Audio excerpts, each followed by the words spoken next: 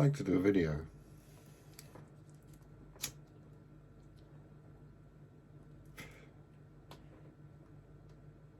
letting you know just why it is and how it is that prejudice against white people is not racism.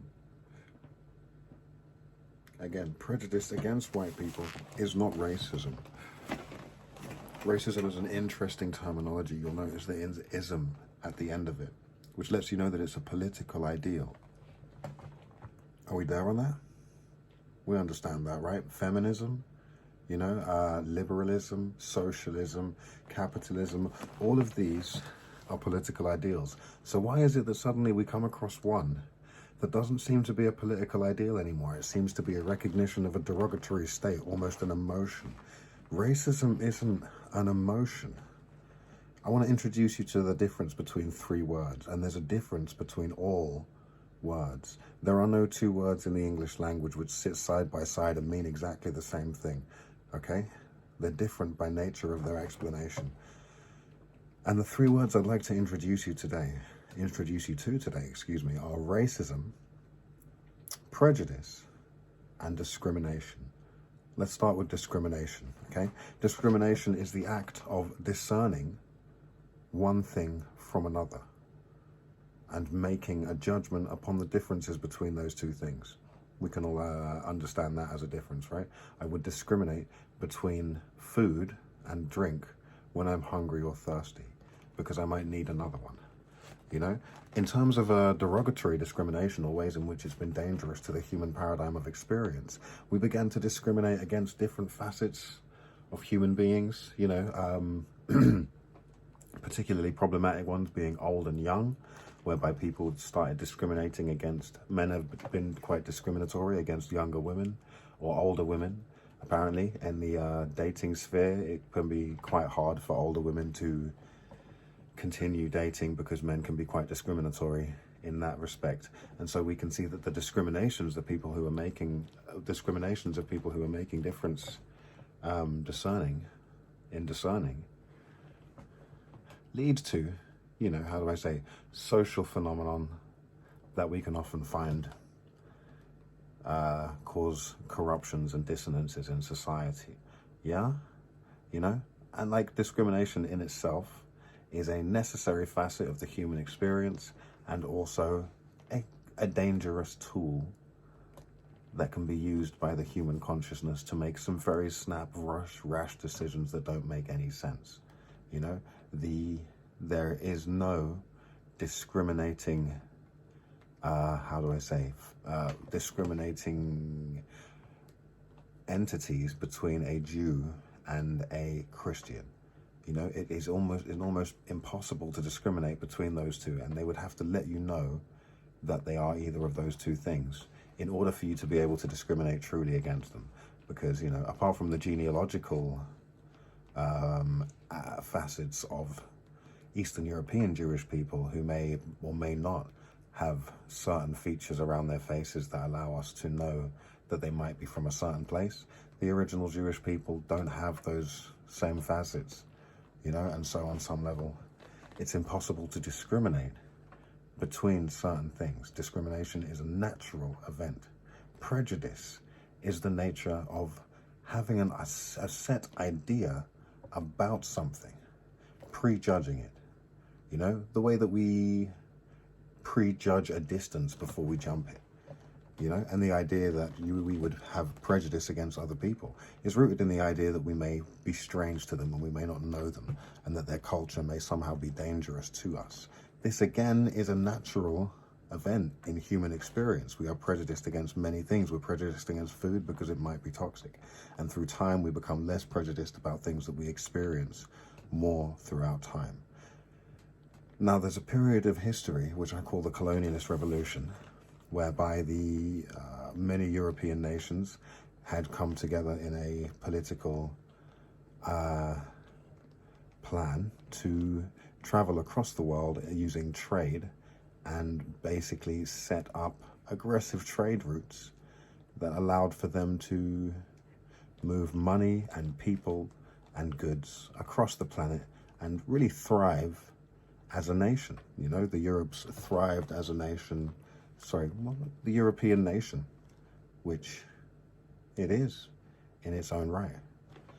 Or the European state, or the European continent has flourished ridiculously in the wake of colonialism. One of the children of colonialism, the political ideal of colonizing, you know, politically colonizing and believing that you should colonize, was the idea that the places that they were colonizing were filled with different cultures. Lots of those different cultures had different facets to them. But brown skin, larger noses, golden skin and broader shoulders if they were talking about Greece, or redder hair if we're just talking about Ireland. Like, you know, there's many ways in which we can discriminate against the physical differences, about the physical differences in people. And at some point in time in the 16th or 17th century, it became necessary for the European colonialist revolution to begin to justify why it was okay to be taking over the countries of these other people.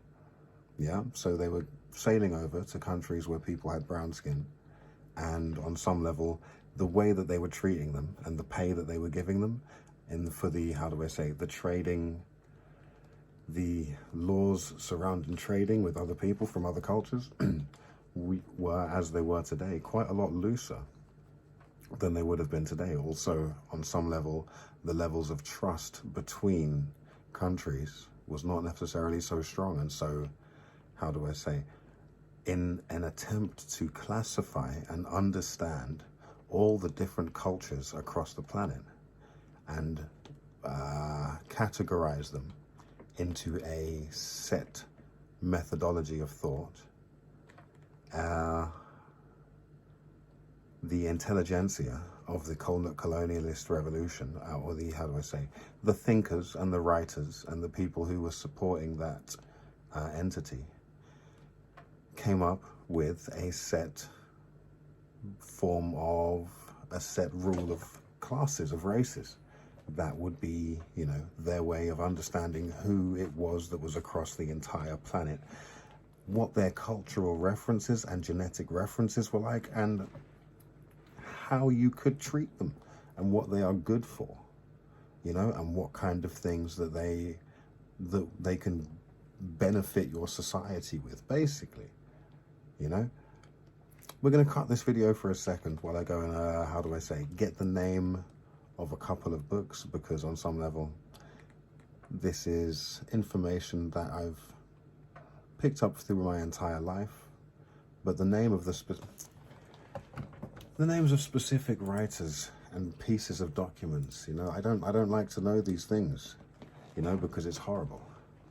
But the classification of racial entities across the planet is a practice that has actually been put into place by the revolutionary intelligentsia, the colonialist revolutionary intelligentsia. You remember with the word revolution that it's not a good thing unless it's your revolution. There was a colonialist revolution, there was an industrialist revolution, and all of these revolutions have left bodies in their wakes, because many of them have been bloody revolutions, even the ones that have left us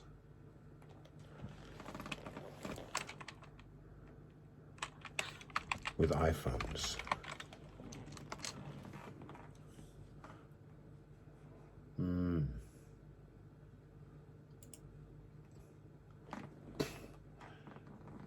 Ooh. The 5 main classifications of race. These were, I'm sorry, I'm getting depressed. Proposed in 1779 by Johann Friedrich Blumenbach, are the Ethiopian or black race, the Caucasian or white race, the Mongolian or yellow race, the American or red race, the Malayan or brown race. Those have since been, expanded beyond that. That's an expansion of the earlier 3. But they've been expanded into the American Indian, Alaska Native, Asian, Black or African American, Native Hawaiian, Pacific Islander, or white. And these classifications are no less sick than they were back in the day. They are a sickness. This is a neurological sickness that expresses itself in our words. And like, if I can really be bothered to do language with you, when we're talking about interdimensional transcendence, we are really going to have to ascend this level beyond this language, beyond the second dimension. Because right now, as we understand the kind of correspondences between the third dimension and human beings that you make with your language, saying that people are black or white, you have to understand that what you're operating is a 2D language. You know, a language that is two-dimensional, and that has to bring a species shame. But basically, what we were talking about from the beginning, black people cannot be racist to white people. Racism is a political stance that was invented by the colonialist white agenda in order to classify everybody else as lesser.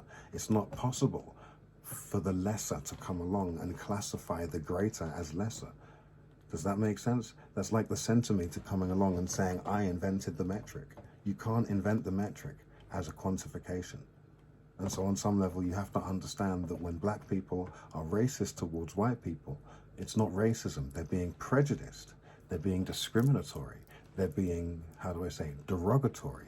And they are definitely being insulting. And you have every right to be upset, and you should be, because we are just as upset. It's all very upsetting, but it's not racism.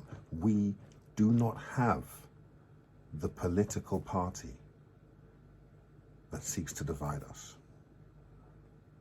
That's a technological invention that you get to class as your own, and that's beautiful in its own way, because every idea has its roots. I think moving forward, if we can understand that these political ideas are born from actual, how do I say, literary intent, we might understand that the literary intent of black people trying to insult white people is probably symptomatic of the fact that they have been very insulted, and that the world may be very insulted and turning around in that insult and beginning to express it in a way that might echo just how disgusting the history of colonialism has been. And I think in that case, it might be important to understand the difference between prejudice, discrimination, and racism, and how one of them is a political ideal that was born when people tried to radicalize the other two. That seems like a lovely place to stop. This video is actually in reference to an Amala Ekpunknobi video where she was saying that racism is indeed, a two-way street. And I guess I have to disagree, I think, on the same level as saying that feminism can never truly be a two-way street. And while I think men have a responsibility to be supportive of feminism, they can never truly be a first-hand supporter. You can never truly be a first-hand feminism as a man. You can never really be a first-hand supporter of the civil rights movement as a white person. It's